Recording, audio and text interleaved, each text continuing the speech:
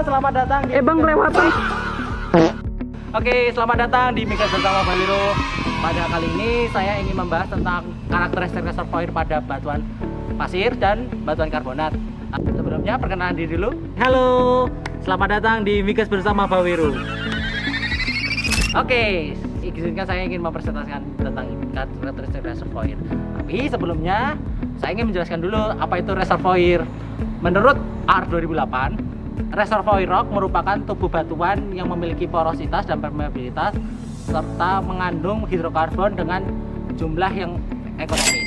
Karakteristik reservoir itu sendiri itu diklasifikasikan berdasarkan karakter dari porositas dan permeabilitas menurut Kusuma Dinata atau 1980. Porositas sendiri itu merupakan volume pori batuan terhadap volume total batuan itu sendiri. Sedangkan kalau untuk permeabilitas itu kemampuan batuan untuk mengalirkan fluida. Sekarang kita lanjut ke materi reservoir batu pasir dan batuan karbonat. Klasifikasi tipe pori menurut seri 1998 dibagi menjadi dua klasifikasi, yaitu primary porosity dan secondary porosity. Primary porosity sendiri itu merupakan porosity yang terbentuk pada saat sedimen terendapkan, yang dimana primary porosity ini dibagi menjadi dua, yaitu intergranular dan intragranular. Intergranular ini pada awalnya terdapat pada semua endapan batuan sedimen, namun sering cepat hilang dan pada litologi lempung dan litologi pasir karbonat akibat kompaksi dan sementasi. Lalu yang kedua ada intragranular, yang dimana pada umumnya ini terdapat di dalam butiran kerangka pada pasir karbonat, sering berupa pori tipe cul-de-sac. Porositas ini berkembang pada batuan setelah proses pengendapan, sering disebabkan oleh dissolution dan diagenesis. Pada secondary porosity dibagi menjadi tiga, yaitu pertama vagi, yang dimana porosity ini terbentuk akibat pelarutan massa batuan secara keseluruhan. Yang kedua ada moldic, yang dimana porositas ini terbentuk akibat pelarutan yang hanya terjadi pada matriks atau butiran tertentu. Lalu yang terakhir ada fracture, yang dimana dia dipengaruhi oleh tektonik dan kompaksi, yang dimana dia dapat meningkatkan permeabilitas. Selanjutnya yaitu hubungan antar pori. Grafik sebelah kiri ini memperlihatkan hubungan porositas dan permeabilitas pada berbagai jenis batuan karbonat dan batu pasir. Tipe-tipe porositas ini saya menggunakan klasifikasinya menurut tiap Donaldson tahun 2015. Pada batu pasir, khususnya fine grain friable sands, terlihat bahwa semakin tinggi porositas, umumnya permeabilitas makin tingkat atau semakin meningkat. Hal ini karena pori-porinya cenderung saling terhubung dengan baik sehingga aliran fluida tidak mudah terjadi. Hubungan ini relatif lebih konsisten. Sebaliknya, pada well cemented sandstone, walaupun porositasnya mungkin masih cukup, permeabilitasnya bisa rendah akibat sementasi yang menyumbat hubungan antar pori. Hal ini menunjukkan bahwa konektivitas pori lebih penting daripada hanya sekedar besar porositas. Pada batuan karbonat seperti rift limestone, olitic limestone, dan sucrose dolomite, hubungan porositas permeabilitas jauh lebih bervariasi. Hal ini disebabkan oleh kompleksitas tipe pori pada karbonat seperti vagi, moldic, dan interkristalin. Karbonat juga memiliki porositas tinggi tetapi permeabilitas rendah jika pori-porinya tidak saling terhubung. Lalu pada grafik sebelah kanan ini saya menggunakan klasifikasi Sele 1998. Ada sebagian besar reservoir batu pasir porositasnya berbanding lurus dengan permeabilitas karena dominan pori intergranular yang saling terhubung. Namun pada reservoir batu kambing dapat ditemukan kondisi porositas tinggi tetapi permeabilitasnya rendah. Hal ini terjadi karena banyak pori berupa rongga terisolasi atau cul-de-sac pores yang tidak efektif untuk aliran fluida.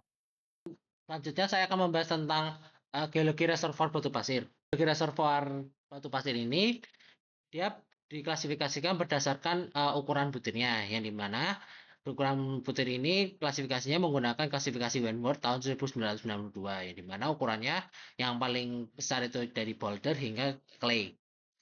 Lalu yang di sebelah kanan ini merupakan klasifikasi batu pasir Terrigenous menurut Petition tahun 1975. Klasifikasi ini didasarkan pada dua hal utama, yaitu komposisi butir kerangka dan presentasi matriksnya. Diagram segitiga di bawah menunjukkan 3 komponen utama, yaitu kuarsa, feldspar, dan fragmen litik. Jika kuarsa itu sangat dominan, batuannya disebut sebagai quartz arenit. Jika feldspar yang dominan disebut sebagai arkos atau arkos arenit, dan jika fragmen litik yang sangat dominan maka disebut sebagai litik arenit. Selain komposisi, jumlah matriks juga penting. Jika matriksnya kurang dari 15%, maka disebut sebagai arenit, sedangkan jika lebih dari 15%, maka disebut weki, contohnya Greywake. Semakin tinggi matriksnya, biasanya permeabilitasnya juga akan semakin rendah karena pori-pori tersebut terisi oleh material HAN. Lalu pada slide ini saya akan menjelaskan tentang faktor tekstural kualitas reservoir batu pasir. Yang pertama, pada kiri atas ini terlihat pengaruh sortasi terhadap porositas. Jika ukuran butirnya relatif seragam atau well sorted, maka ruang antar butir lebih terbuka sehingga porositas lebih tinggi. Sebaliknya, jika poorly sorted, butiran kecilnya mengisi celah antar butiran besar dan menyebabkan porositasnya menurun. Lalu pada kiri bawah ini ditunjukkan klasifikasi sorting berdasarkan standar deviasi dan ukuran butir, mulai dari very well sorted hingga very poorly sorted. Semakin baik sorting, umumnya semakin mantap secara tekstural dan semakin baik potensi untuk kualitas reservoir dari sisi porositasnya. Ketiga, di kanan atas diperlihatkan perbandingan roughness asperity, yang dimana butirannya yang semakin membulat dan memiliki sparsity tinggi biasanya ditunjukkan tingkat transportasi yang lebih jauh dan kematangan sedimen yang lebih tinggi. Bentuk butir ini juga mengaruhi cara butir tersusun dari dan ruang pori yang terbentuk. Lalu yang di kanan bawah ini ditunjukkan fabriknya dan kontak antar butirnya seperti cubic packing, rhomboidal packing, grain supported, dan matrix supported fabric. Susunan dan jenis kontak antar butir sangat berpengaruh terhadap besar kecilnya porositas serta konektivitas pori yang pada akhirnya mengontrol permeabilitas suatu reservoir. Selanjutnya yaitu geologi reservoir batuan karbonat. Pada klasifikasi ini saya menggunakan klasifikasi Embry-Glovan. Klasifikasi ini membagi menjadi dua, yaitu allotochthonous limestone, yaitu komponen yang tidak terikat secara organik pengendapan, dan autochthonous limestone atau bonestone. Allotochthonous ini jika kurang dari 10% persentase butir yang memiliki ukuran lebih dari 2 mm itu dibagi jadi 4, yaitu yang pertama ada mudstone, yaitu didominasi oleh lumpur yang kurang dari 10% butirnya. Lalu yang kedua ada wakestone, yaitu mass supported, yang dimana komposisinya lebih dari 10% butir.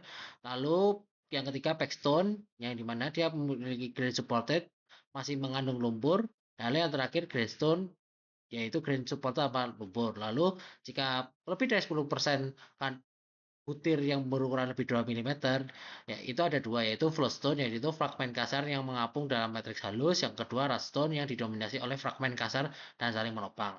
Lalu yang untuk autochthonous ini dia terbentuk karena organisme yang mengikat sedimen saat pengendapan. Dibagi menjadi 3, yaitu pebblestone, yaitu organisme sebagai egg as barriers. Yang kedua pavestone, yaitu organisme yang mengikat atau menjebak sedimen. Yang terakhir yaitu limestone, yaitu organisme yang membangun kerangka. Geologi reservoir karbonat ini dia dipengaruhi oleh diagenesis.